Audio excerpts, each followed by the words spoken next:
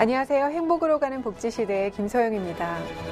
요즘 서해안 시대라는 말이 많이 회자되는데요. 서해안 시대의 거점 도시로 꼽히는 곳이 있습니다. 바로 안산시인데요. 오늘은 안산의 복지에 대해 많은 관심을 쏟고 계신 분 중 한 분인 양진영 변호사를 모셨습니다.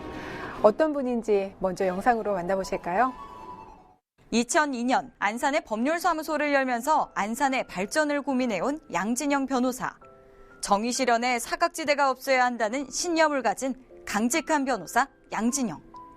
희대의 살인마, 강우순 사건의 피해자 유가족들을 위해 무료 변론에 나서고 안산의 중소기업들을 위해 키코 소송에 나섰던 사람.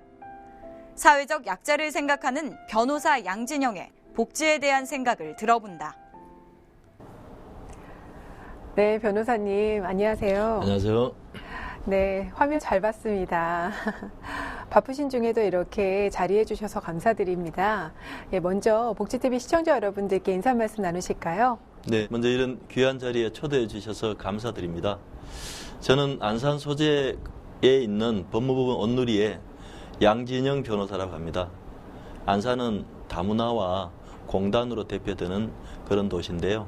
그래서 안산은 우리나라에서 대표적인 복지가 꼭 필요한 도시라고 말할 수 있는 그런 서해안의 거점 도시입니다. 네, 안산에 대해서 자랑을 또 인사 말씀을 해주셨는데요.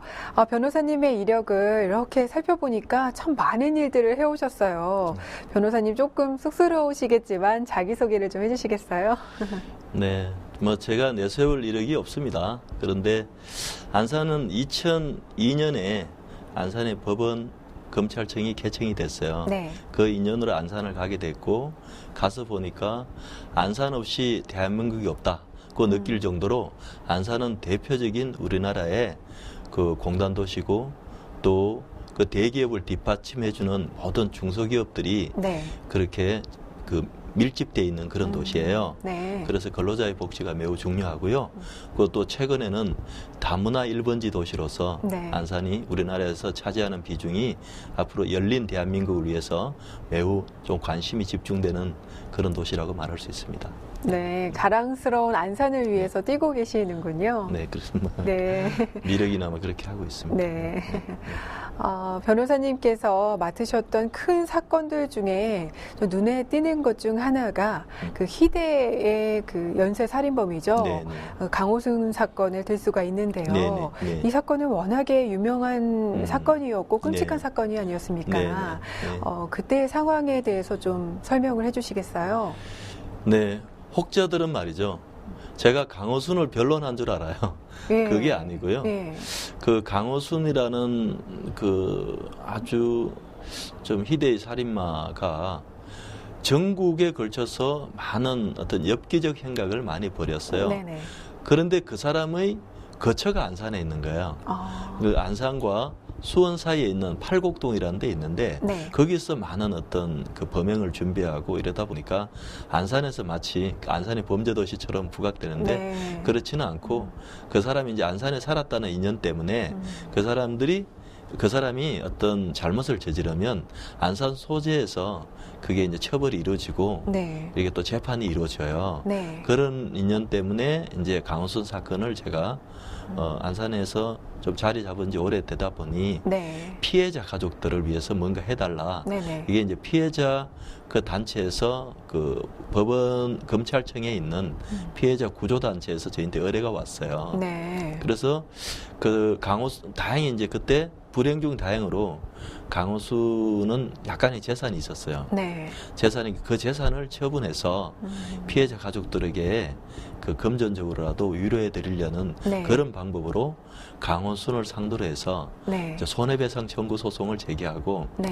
강호순의 재산에 대해서 가압류하고 이런 절차를 제가 대행을 해드린 것 때문에 네네. 아마 그것 때문에 제가 제 이름이 좀 회자된 것 같습니다. 네. 그렇다면 재판 이후의 결과는 어땠나요? 재판은 강호순 사건은 살인마를 상대로 해서 그 민사소송을 제기한 첫 번째 사례라고 그러더라고요. 아, 그렇군요. 왜 그러냐고 분석을 해봤더니 다른 사람들은 재산이 없었어요. 아, 강호수는 그나마 좀 재산이 있어서 네. 그런 일을 시작했고 그 재판 결과 8가정이 피해 가정이 네. 한 18억 정도의 손해배상 청구 소송을 성소했어요.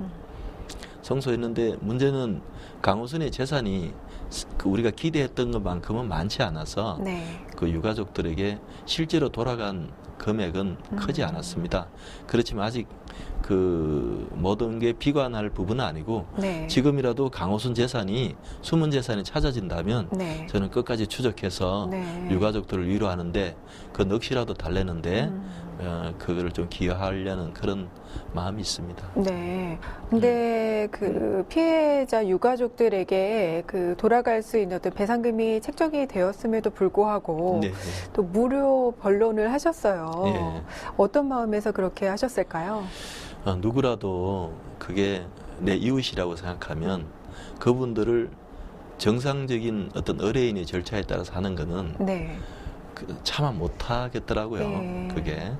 그래서 그분들에게는 제가 같은 이웃으로서의 책임을 느낀다.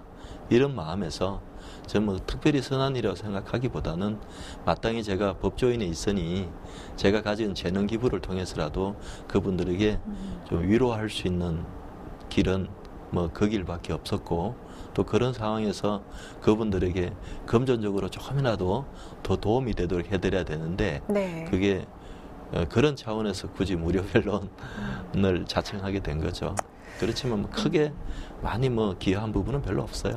아유, 말씀을 이렇게 겸손하게 하시지만 그 금액적인 부분을 떠나서 그 피해자는 8명이지만 가족분들은 더 많으시잖아요. 네, 그분들의 그 마음을 이렇게 네. 어루만져 주시지 않았을까. 네. 그런 역할이 가장 크셨을 것 같습니다. 네, 참 좋은 일을 하셨네요.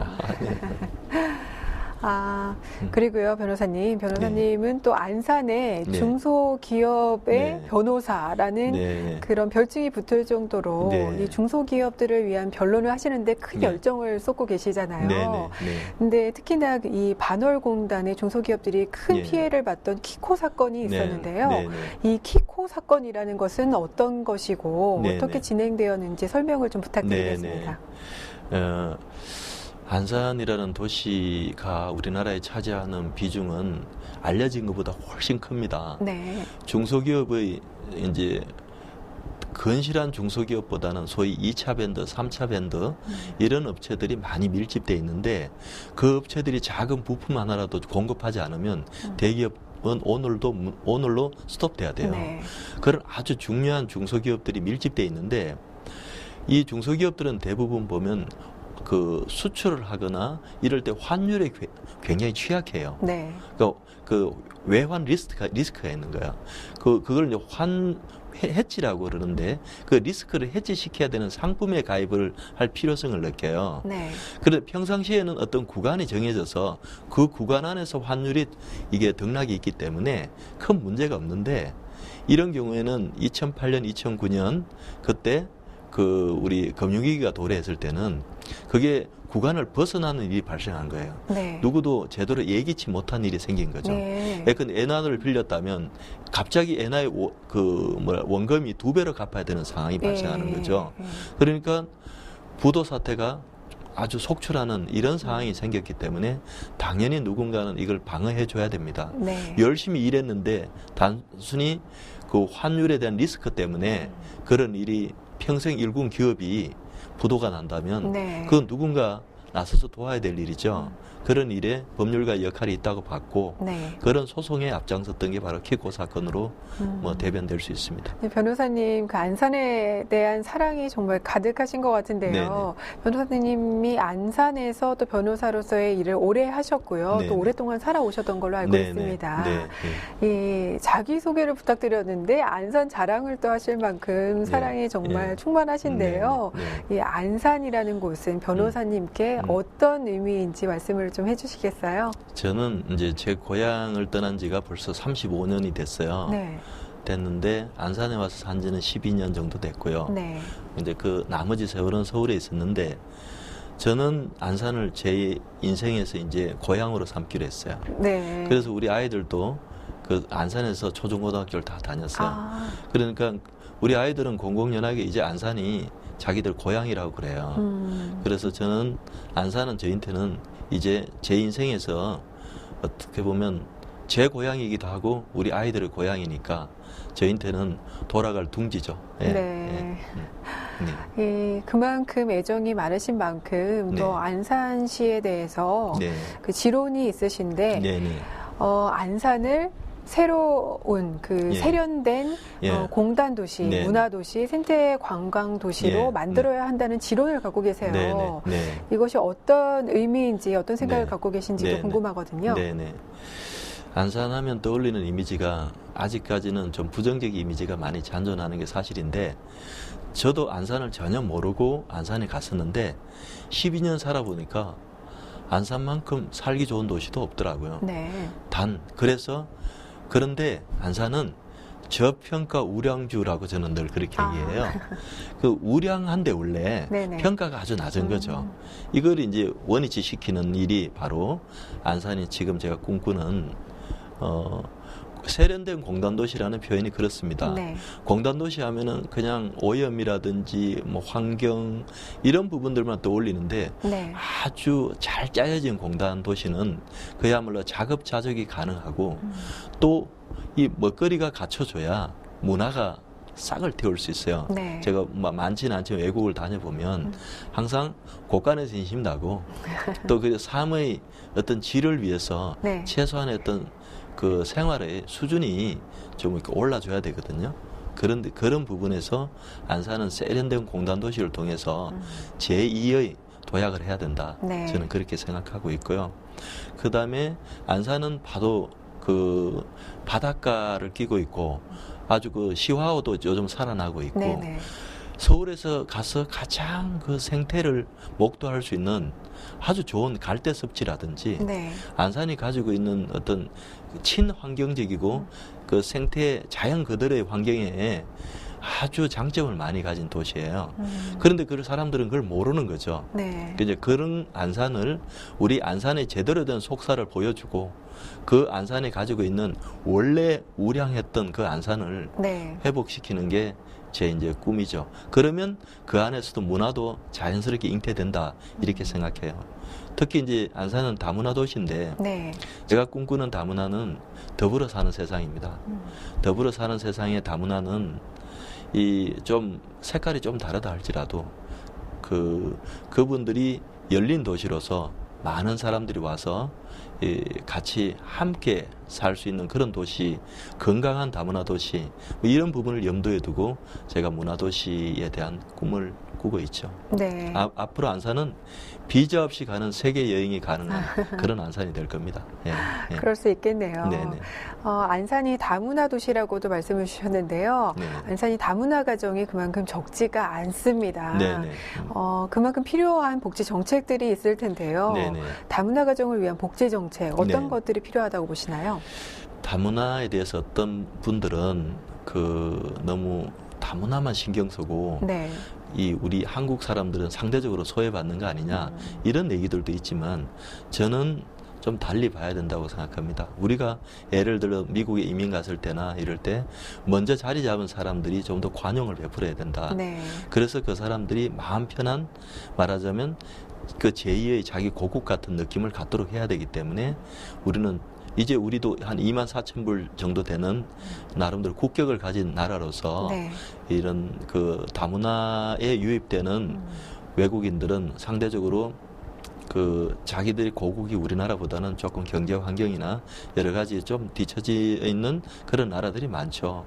그런 분들에게 따뜻한 시선으로 품어줘야 된다. 그래서 우리 한국이 굉장히 열린 도시고 좀 글로벌한 그런 시각을 갖고 있다는 걸 과시해야 된다. 네. 그런데 그걸 만약에 방치를 하게 되면 장차 어떻게 보면은 우리에게는 재앙으로 다가올 것이다. 그런 생각을 많이 해요. 우리 자신을 위해서라도 다문화는 껴안아야 된다. 네. 그렇게 생각합니다. 예. 그렇죠. 이런 글로벌한 세계화 시대에서 꼭 필요한 인식의 개선이라고 생각이 듭니다. 그렇습니다. 예. 안산은 또 더더군다나 공단 도시로 출발을 한 만큼 네. 그 노동자분들도 많으시거든요. 그렇죠. 예. 이 근로자들을 위한 어떤 정책이랄까 어떤 필요한 사항은 무엇이 있을까요? 네. 안산에 작년 같은데 그 노조 파괴 운동이 일어났던 곳이 또 있어요. 네. 안산은 굉장히 그 근로자의 환경이 좀 많이 중소기업을 갈수록 근로자의 환경이 굉장히 열악해요. 네, 네. 그런데 그런 부분 일단 환경 개선이 먼저 이루어져야 될 것 같고요. 제가 볼 때. 그리고 좀 더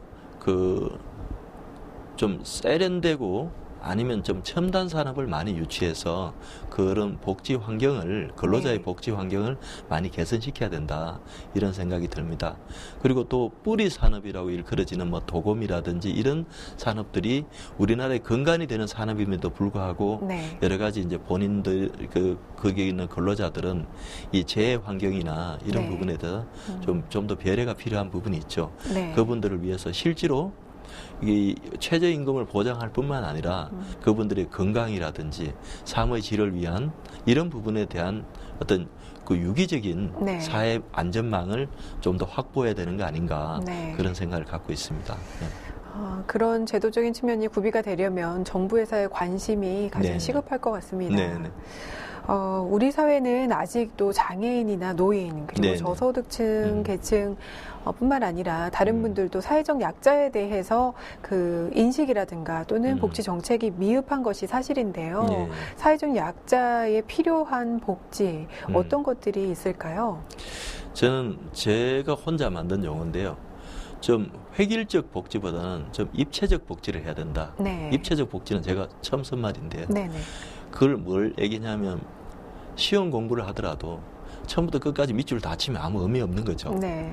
이 액센트가 안 주어진다는 그렇죠. 거죠. 예, 예. 공부도 입체적으로 해야 되는 것처럼 복지도 입체적으로 관리해야 된다.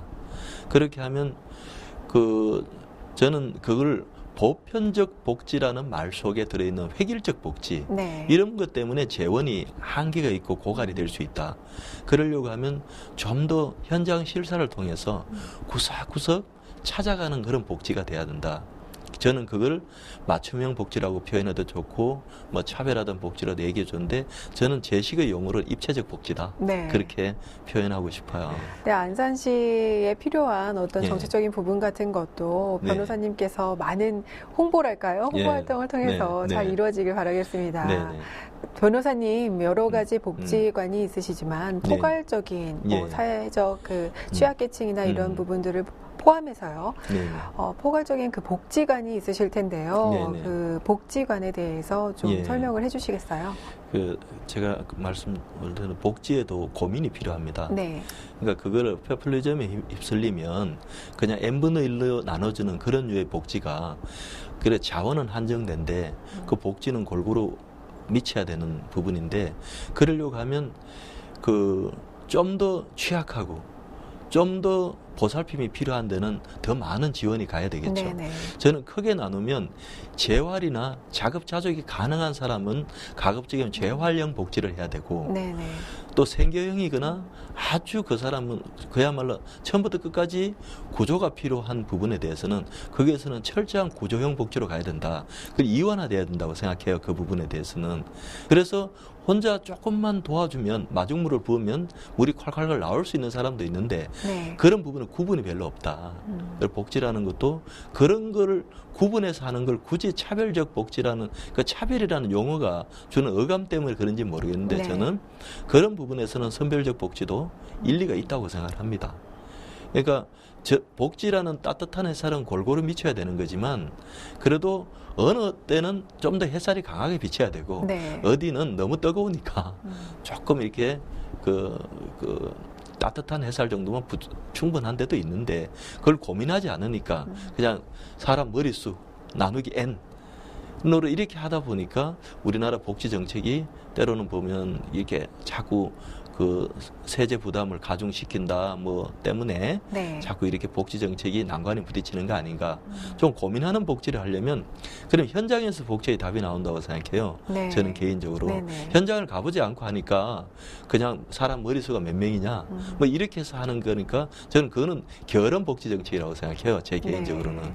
그러려면 좀 어렵더라도 일일이 그런 부분에서 현장감의 받침이 되면 제가 말하는 제 식의 용어로 표현하면 입체적 복지가 가능하다.